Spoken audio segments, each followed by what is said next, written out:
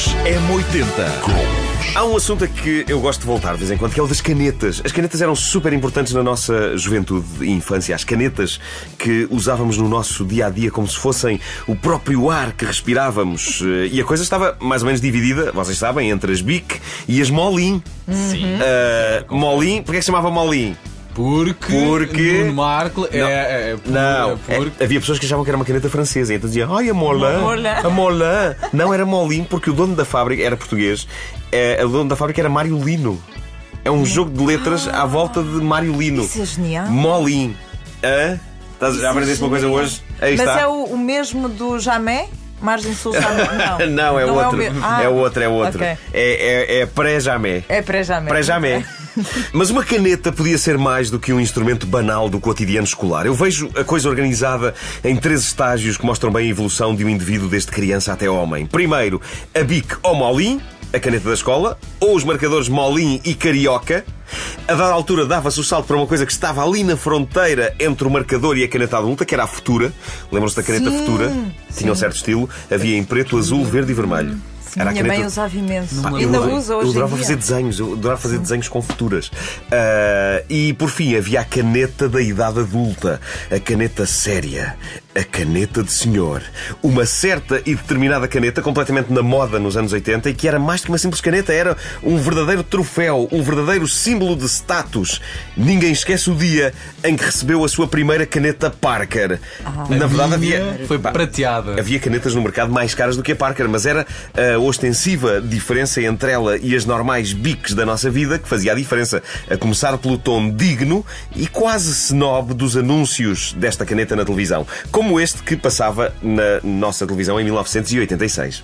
Uma bola mágica, tinta líquida, eis a Rollerball, o novo sistema da Parker. Parker Rollerball, o novo conceito de escrita Parker.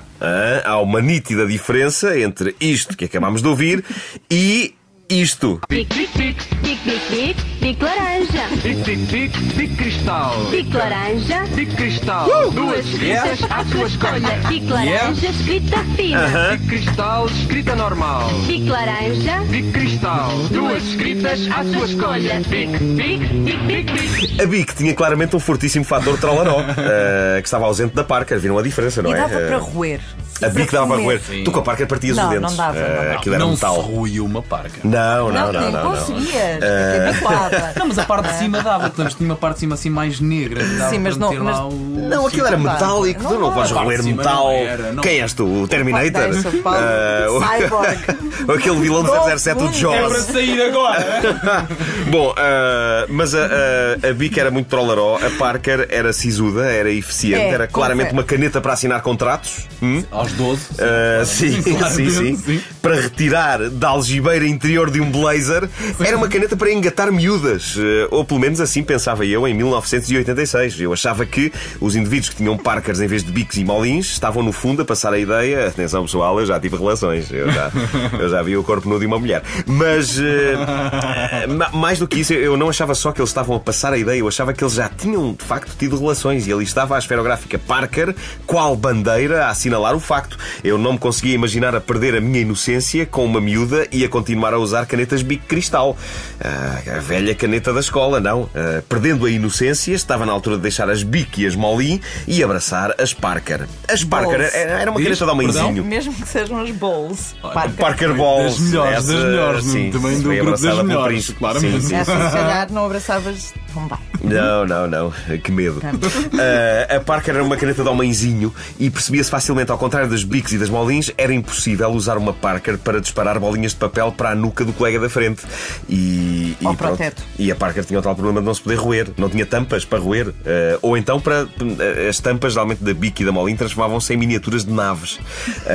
Eu era muito... Não sei se vocês partilham desta memória, mas... É verdade. Era a Galáctica. Dava a fazer a Galáctica em pequenino, com as tampas. Eu era muito solitário. Bom, a Parker parecia um Rolls Royce das canetas. O design era impressionante, era um corpo metálico e aquela coisa prateada que segura a caneta numa algibeira era em forma de flecha. Uma pessoa menos cuidadosa podia rasgar a carne na ponta da flecha. Era uma caneta que transpirava masculinidade. Um petis dos anos 70 e 80 passava a infância a ver este tipo de caneta nas mãos do pai e a não ousar sequer pegar-lhe para fazer desenhos. Era um raio de uma caneta que intimidava à brava. Mas eu acho que um dos rituais de passagem da vida de um jovem era quando finalmente chegava o Natal em que alguém lhe oferecia uma vistosa e imponente Parker. Aquilo intimidava logo para começar porque vinha dentro de uma caixa, lembram-se? Uma caixa de aspecto luxuoso. Era o tipo de coisa que quando se abria parecia acionar um coro angelical dentro da nossa cabeça, não é? Pegavas na caixa... O problema estava em levar a Parker para a escola. Quando eu recebi a minha primeira caneta de senhor, eu teria para aí 15 anos e era o feliz possuidor de um buço que eu julgava que já poderia entrar para a categoria de bigode, embora fosse evidente que não. Mas, porque parecia assim uma pele de pêssego. Deixa-me descontar a primeira vez que começaste a fazer a barba. Hei de falar sobre isso? Hei de falar sobre isso. Favor, sim. favor. O melhor para o homem. Bom, também lá mas eu acho que foi a primeira vez que eu me senti crescido. Foi com a caneta Parker. Eu tive o bom senso de levar a caneta para a escola sem a caixa, embora ainda tivesse considerado essa hipótese, pensando que talvez tivesse estilo no meio da sala de aula, sacar da minha caixa de aspecto aveludado, abri-la e tirar de lá a Parker. Depois, já algo calejado pelo funcionamento da vida escolar, achei que mais facilmente levaria pancada do que conquistaria as miúdas com isso da caixa. Por isso levei só a caneta. Ele acaba sempre espancado, já Sim, reparaste? sempre. Não, E mas nunca leva nenhuma miúda. Pois não. Não. Essa parte é muito previsível. Mas por isso levei só a caneta para a escola, não levei a caixa e foi espetacular. Levei a caneta e uma hora depois já me a tinham roubado. Nunca mais a vi. A minha primeira Parker, nunca mais a vi. Não foi dramático porque eu nem tive tempo para me afeiçoar à caneta. De certa forma foi até estranhamente reconfortante a caneta ter desaparecido. Foi como se a vida se encarregasse de orientar as coisas, de devolver a ordem natural. Como se um Deus, seja ele quem for, tivesse olhado para baixo e tivesse pensado: o Marco com uma caneta daquelas, não pode ser. Por isso eu gosto de pensar que nem sequer foi um ser humano que me fez desaparecer a caneta. Eu gosto de pensar que foi um fenómeno sobrenatural. Que a caneta simplesmente deixou de existir porque um jovem Marco, lá porque tinha buço, que não pensasse que já estava numa fase em que podia usar mais do que uma mísera bique.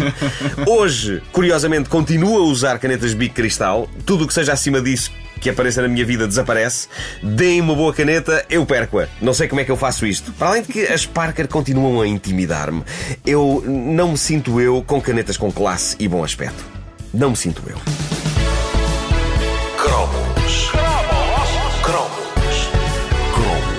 Cromos. M80.